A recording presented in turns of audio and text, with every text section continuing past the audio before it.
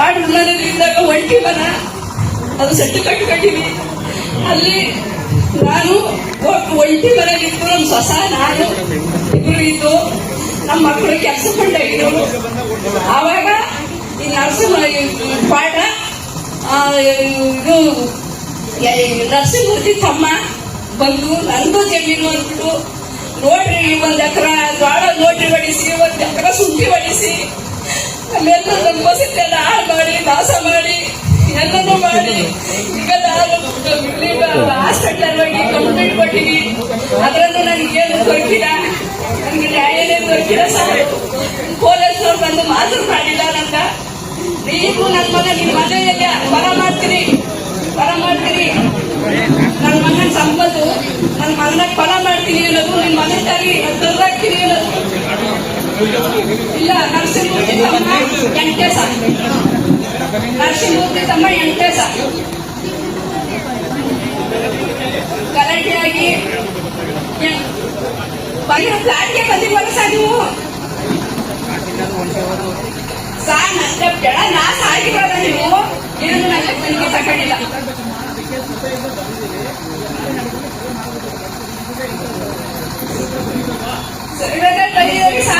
ಅವರು ದೊಡ್ಡವರು ಅಂತ ಅವರು ಅಧಿಕಾರಿಗಳು ಅಂತ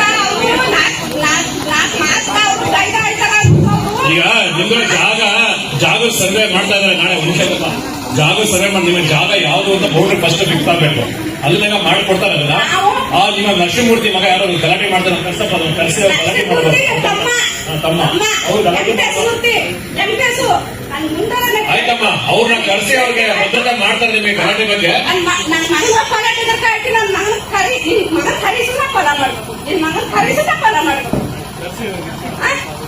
ಇದಾಗ ಏನೇ ನಷ್ಟ ಅದನ್ನ ನಮ್ಗೆ ಕೇಳೋದ್ರ ಕಿತ್ತಲ್ವಾ ನರಸಿಂಹಮೂರ್ತಿ ಕಾರಣ ಅವ್ನು ಎಂಟನೇ ಕಾರಣ.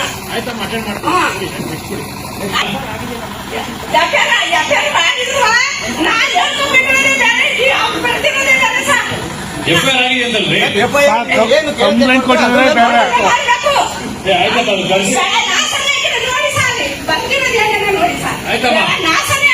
ಆಯ್ತಮ್ಮ ಈಗ ನಿಮ್ಮ ದೂರ ನಾನು ಸ್ವೀಕರಿಸ್ತೀನಿ, ನಾವು ಅಟೆಂಡ್ ಮಾಡ್ತೀವಿ ಬಿಡಿ. ಅವ್ರಿಗೇನೋ ದೂರ ಬರ್ತಾರಲ್ಲ ಏನು ಇವತ್ತು ಅಷ್ಟೇ ಹೇಳ್ಕೊತಾರಲ್ಲ ಹಾಕ್ಬೇಕು. ಸೆಕ್ಷನ್ಗಳು ಹಾಕಿದ್ರೆ ಅವ್ರಿಗೆ ಏನ್ ನ್ಯಾಯ ಸಿಗುತ್ತೆ? ಸೆಕ್ಷನ್ ಚೇಂಜ್ ಮಾಡ್ತಾ ಇದಾರೆ ಇವರು.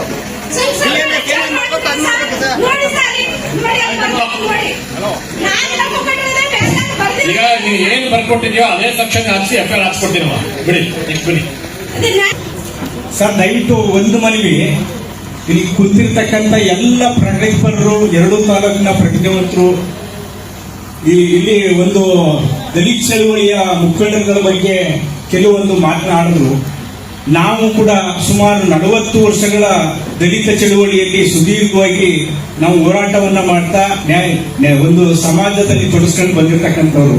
ದಯವಿಟ್ಟು ದಲಿತ ಚಳುವಳಿ ಅಂತಕ್ಕಂಥ ವ್ಯಕ್ತಿಗತವಾಗಿ ಮಾತನಾಡಿ ದಲಿತ ಚಳುವಳಿಗಾರರು ಅಂತ ದಯವಿಟ್ಟು ಮಾತಾಡಕ್ ಹೋಗ್ಬಿಡಿ. ಯಾಕಂದ್ರೆ ನಾವು ಬದುಕು ಕಳ್ಕೊಂಡಿದೀವಿ, ನಾವು ಕಾಲ್ನಡಿಗೆ ಜಾಗ ಮಾಡಿದೀವಿ, ಹಾಲಿಂದ ಡಿಕಕ್ಷನ್ ಕಾಫಿ ಕುಡಿದು ಕಡ್ಲಪುರಿ ತಿಂದು ನಾವು ಕೆಲಸ ಮಾಡಿರ್ತಕ್ಕಂಥವ್ರು.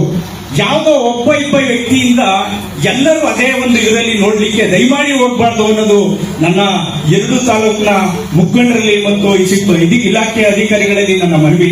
ಅದೇ ಒಂದು ಹಾಗಾಗಿ ಅವ್ರದೇ ಸಬ್ಜೆಕ್ಟ್.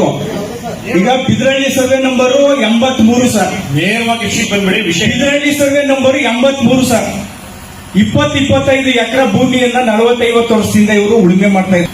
ಯಾರೋ ಇತ್ತೀಚೆಗೆ ಒಬ್ಬ ನಂಜರಾಜಿ ಅರಸು ಅಂತ ಹೇಳಿ ಅವನ ಮಗ ರಾಧಾಕೃಷ್ಣ ಅರಸು ಅಂತ ಹೇಳಿ ಗುಂಡ್ಲುಪೇಟೆಯಲ್ಲಿ ಹುಟ್ಟಿರ್ತಾನೆ ಸರ್. ಅವನು ಬಂದು ಕುಂಬಳಗೂಡು ಅಂತ ಹೇಳಿ ಬೆಂಗಳೂರು ಅಡ್ರೆಸ್ ಕೊಟ್ಟು ಕೆಂಗೇರಿ ತಾಲೂಕು ಕಚೇರಿಯಲ್ಲಿ ಬಂದು ವಂಶವೃಕ್ಷ ಸರ್. ಸುಳ್ಳು ದಾಖಲೆಗಳನ್ನ ಕೊಟ್ಟು ಅಲ್ಲಿ ಎಸಿ ಅವ್ರಿಗೆ ಮನವಿ ಮಾಡಿದಾಗ ತಹಶೀಲ್ದಾರ್ಗೆ ಆದೇಶ ಮಾಡಿ ಪರಿಶೀಲನೆ ಮಾಡಿ ಆ ವಂಶವೃಕ್ಷ ವಜಾಗಿರುತ್ತೆ ಸರ್. ಮತ್ತೆ ಬಂದು ಮೈಸೂರು ಹೆಬ್ಬಾಳ ಒಂದು ಅಡ್ರೆಸ್ ಕೊಡ್ತಾನೆ ಸರ್. ಅಲ್ಲೊಂದು ಅಡ್ರೆಸ್ ಕೊಟ್ಬಿಟ್ಟು ತಾಲೂಕು ಕಚೇರಿ ಮೈಸೂರಿನಲ್ಲಿ ಒಂದು ವಂಶವೃಕ್ಷನ ಸೃಷ್ಟಿ ಮಾಡ್ತಾನೆ ಸರ್. 70 ವರ್ಷದಿಂದ ಸತಿಗಳೇ 70 ವರ್ಷದಿಂದ ನಾನು ಅವರ ಮಗನಾಗಿ ಈಗ ಬಂದು ಪೋತಿ ಖಾತೆ ಮಾಡ್ಕೊಡಿ ಅಂತ ಡಾಕ್ಯುಮೆಂಟ್ ಸೃಷ್ಟಿ ಮಾಡ್ತಾರೆ ಸರ್. 1964ರಲ್ಲಿ ಐಡೆಂಟಿ ಕಾರ್ಡ್ ಮಾಡ್ತಾರೆ, ಮತದಾರರ ಗುರುತಿನ ಚೀಟಿ ಅಂತ ಸರ್. ಅಲ್ಲಿ ಯಾರು ಬರ್ಬೋದು ಸರ್? ಸಾಮಾನ್ಯವಾಗಿ ಅವ್ನ ತಂದೆ ಬರ್ಬೋದು. ಇದು ಸಂಬಂಧಪಟ್ಟ ಕೇಸ್ ಆಗಿದೆಯಾ? ಕೇಸ್ ಆಗಿದೆ ಸರ್. ಆದ್ರೆ ಇಲ್ಲಿ ಉಳುಮೆ ಮಾಡ್ತಾ ಇರ್ತಕ್ಕಂಥ ಇಷ್ಟು ಜನರ ರೈತರುಗಳ ಮೇಲೆ, ಮಹಿಳೆಯರ ಮೇಲೆ, ಇಷ್ಟು ಜನರ ಮೇಲೆ 8 FIR ಆಗಿದೆ ಸರ್. 8 FIR ಆಗಿದೆ ಸರ್. ನಾನು RTI ಸ್ಟೇಷನ್ ಇಂದ ತಗೊಂಡಿದ್ದೀನಿ. ಯಾವ ಸ್ಟೇಷನ್? ಸರ್ಗೂರ್ ಸ್ಟೇಷನ್.